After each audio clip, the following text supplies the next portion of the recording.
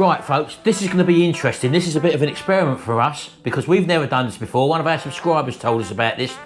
No Suet Dumplings, Sharon. Suet's got very expensive. And we're going to be doing this little recipe just to prove that you can do them without that expensive suet. So let's get going. Right, very simple. No suet involved at all. Just a little bit of butter, Sharon. So let's have a look at the ingredients. Here are the ingredients to the No Suet Dumplings. 170 grams of plain flour, 2 teaspoons of baking powder, half a teaspoon of salt, 150 milliliters of milk, 1 tablespoon of melted butter. Right, we're going to just keep this simple. This is all about the dumplings here, Sharon, isn't it? So we're not going to be making a stew or a casserole. We've just got these 2 tins of big soup in the cupboard, so we're going to use that as a base to float the dumplings on, Sharon. Yeah, this is a cheap dinner. Cheat. It's not even a dinner, it's just a cheat, isn't it, really? Yeah. So we're just going to open these 2 cans of big soup and use that as the base to float the dumplings on. And just whack that in our Kasori pressure cooker, because we're going to be pressure cooking these, Sharon, aren't we? Yep. We're going to try them for about 5 minutes, you said? Yeah, 5 minutes we're going to give it a go. And hopefully that's going to heat this soup up, which is obviously pre-cooked anyway. And we don't need to add no water. What? Should we add a bit of Maggie to it? Yeah, go on in. Just thought about that. Because we do find that normal soup is very bland, Sharon, isn't it? We add this to everything, don't we? Yeah, we do actually. And very, very tasty. We do have a link for this below on Amazon where we get it from. You can buy it at Amazon. And we buy it in bulk on Amazon, don't we? Yeah. So you put a glug of probably about a tablespoon in there, Sharon. Yeah, a good glug. Yeah. Right, so that's just going to give it a stir. Yeah, this isn't about the base. This isn't about the soup, folks. We're using it because we had it in. It's just about the dumplings, Sharon, isn't it? Yep, that's what we're trying. Right, okay, so how do we make these dumplings then? All in one. Right, so Sharon's got a bowl. In the bowl, we've got our flour and salt mixed out already. So let's just put that in the bowl. No need to sieve it, Sharon, is there? No.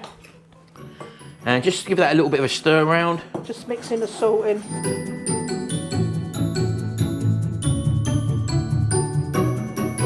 That is plain flour, isn't it? Plain flour. Yeah. And we've just added the baking powder. Yeah, so that's just gone in, all the dry ingredients first. And that leaves 2 more ingredients, Shell. One which is your milk, which is 150 millilitres of milk, which you're just going to stir in. If you've got a balloon whisk, folks, do use that. And Sharon's just going to bring that all together, and also the melted butter as well. So Sharon's just going to stir that, and that should hopefully make our dough, Sharon. That's the plan. So as you can see, that already looks like a dough. Now you don't really want to overwork that, Sharon, do you? I didn't use a balloon whisk. I'll tell you why I didn't use that, Martin, because it would have got stuck in the balloon. That's why I've used a fork. And that's literally come together in no time, isn't it? Yeah. So there you go. It's a little bit wet, I would say, Shell. Yeah, what do you think? Sometimes, like when you're doing like normally, you'd put a bit of flour, a bit of flour on the dumplings. But we're not overworking it, and you can probably just spoon that into the mix, can't you? Yeah. So you're gonna get me a spoon? I'll get you a spoon, baby. Thank you. Now we haven't put that on yet, so that's still off, and everything's cold at the moment. And I've got you a lovely spoon, Sharon. Oh, well done, baby. So all you're going to do now is just get a few little dumplings. You could flour your hands if you wanted to on this, and just drop them into, which would be your casserole or stew, towards the end of the cooking show, wouldn't it? You'd normally do that. About the last 5 minutes or so. Yeah, so we're literally, this is just a little cheat go, just to see if this dumpling mix... We could be onto something here, though, for quickness, people, couldn't we? Well, I'm liking it so far. But as I say, this pressure cooker has turned out to be a revelation for cooking meats and stews and casseroles and stuff like that, Sharon, isn't it? It's absolutely amazing. And we're going to be using it to do also, which we've been asked to do, is to do a pressure cooked steak and kidney pudding in another video. So we're going to be trying that as well for you, folks.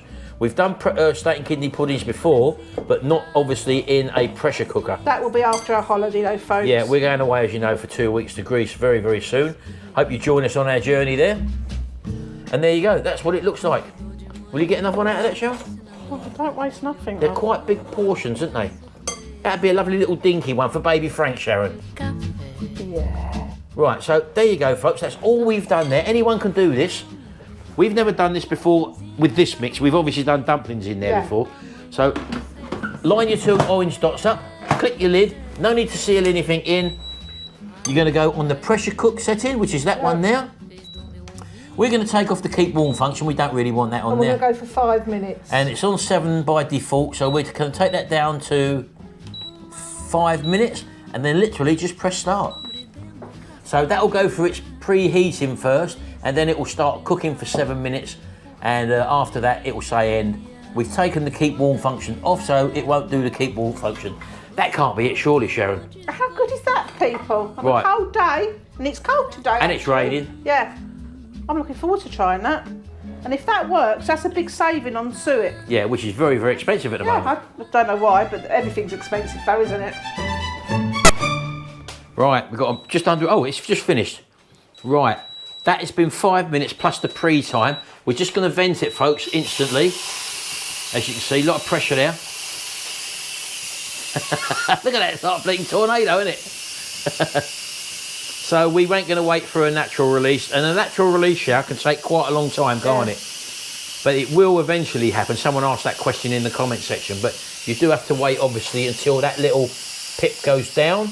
That means all your pressure's out. So a lot of people seem to be frightened in the comment section of pressure cookers, Shell. I used to be. Yeah, but as I say, they're comparing it to how they used to be when they used to heat them up on your cooker, your gas stove or whatever. Now they're fantastic. Now this is no hassle whatsoever, and it's very safe as well, folks. You're not going to be opening that lid until you see that little pip drop there. So let's just hang on just for a second, and that should go down any second now once you've actually released the pressure. And there you go. That means it's now safe to open this lid. Now we don't know what we're going to be faced with here, Sharon. No. So let's have a look, folks. Have they increased in... Oh, they have worked. Oh, yeah. Now, who would have thought that? Look at that, look. Well, I'm surprised. Well, we're going to just dig one out with a ladle, folks, with a bit of that soup base. And look how hot that soup base is as well, look. Wow, get that in a bowl, Shell. Go on, get some more of that. Look at... Now, that's amazing. Right, let's just put that in there. Right. Let's have a closer look at these, folks.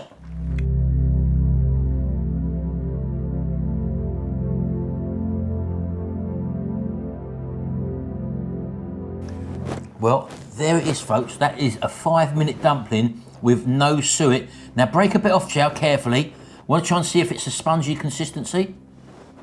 Which it appears to be. Let's just turn that around, look. Here, look at that, folks, look. Right, now you've just got a little bit of dumpling there, Shell. Tell me what you think that's like. Compared to a normal dumpling. I actually can't taste no difference. You can't taste the difference? That's actually really good. Have another go, go on. I'm gonna.